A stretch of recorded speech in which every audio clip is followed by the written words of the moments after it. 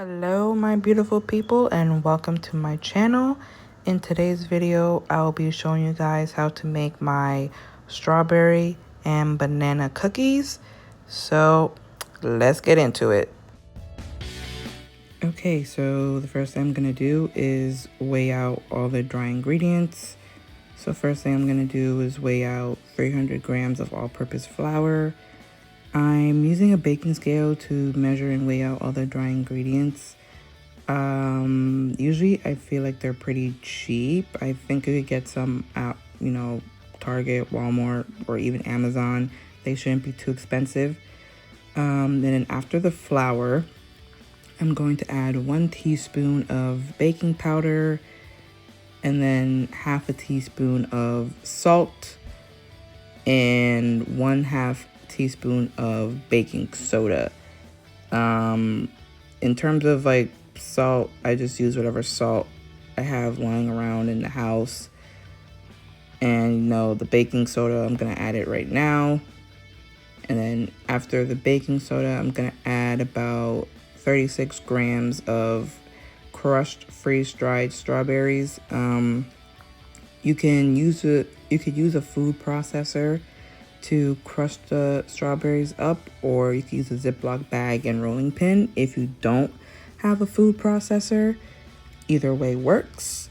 And then after I add the strawberries, I'm just gonna whisk up the dry ingredients until everything is well combined, and then I'm going to set it to the side for now.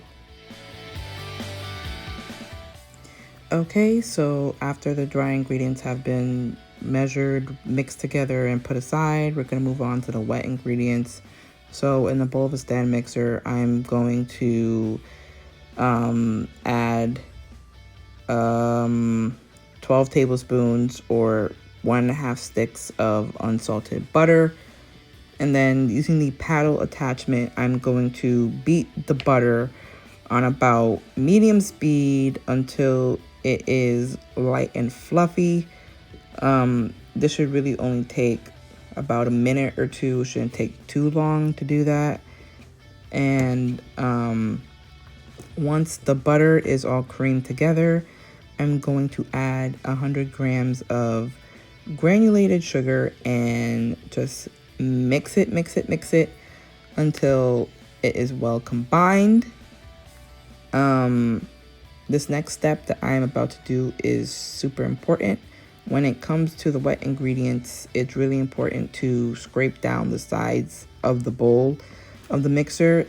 This will help ensure that everything is properly mixed together and well combined, and it'll make for better tasting cookies. So there. You're gonna see me scrape down the sides of the bowl right now. It's important to do that for every addition that you're adding. Again, just make sure everything is well combined. This is a very important step, so do not skip this. It makes a difference, I am telling you. And then after I scrape down the sides of the bowl, I'm just gonna mix it again to make sure that everything is well combined.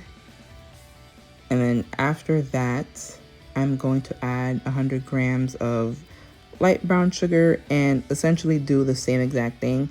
We're just gonna add it to the bowl and mix it until it is, well incorporated. Again, scraping down the sides of the bowl to make sure everything is mixed in.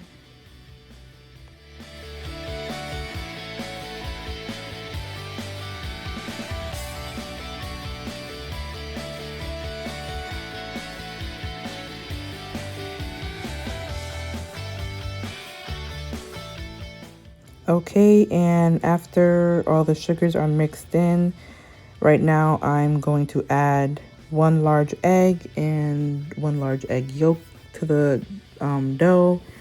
And then I'm going to add 1 tablespoon of vanilla extract. And, just going to mix that all together until it's well incorporated. Once again, don't forget to scrape down the sides of the bowl. It's very important.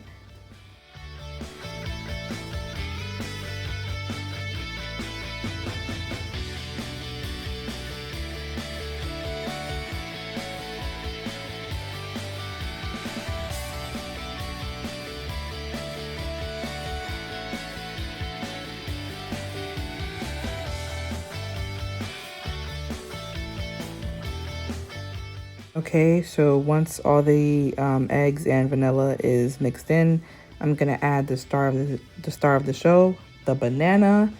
I used one really ripe banana and mashed it up with a fork before adding it to the dough.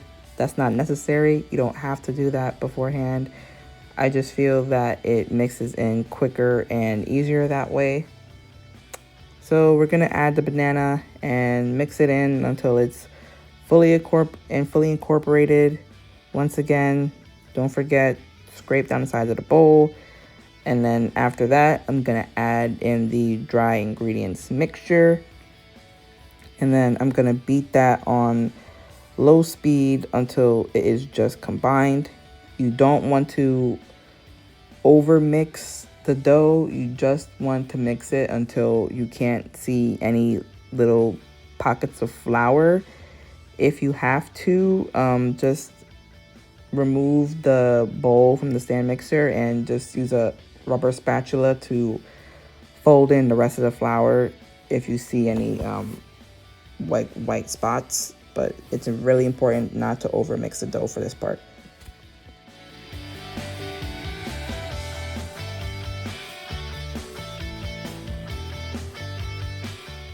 So right now everything is mixing, and once everything is mixed together, I'm going to cover the dough in plastic wrap and chill it in the fridge overnight.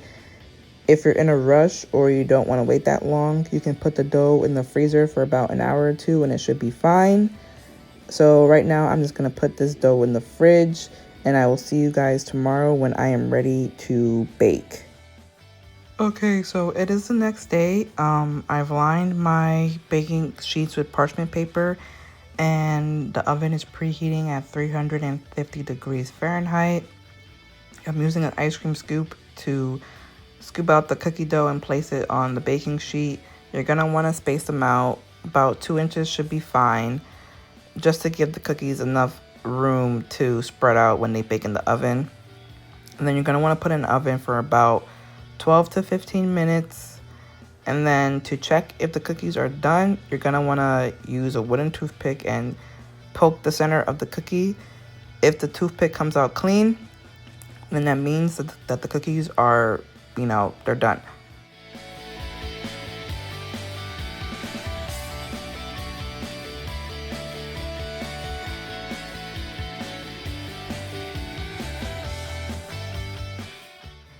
And they are done. Thank you guys so much for watching this video.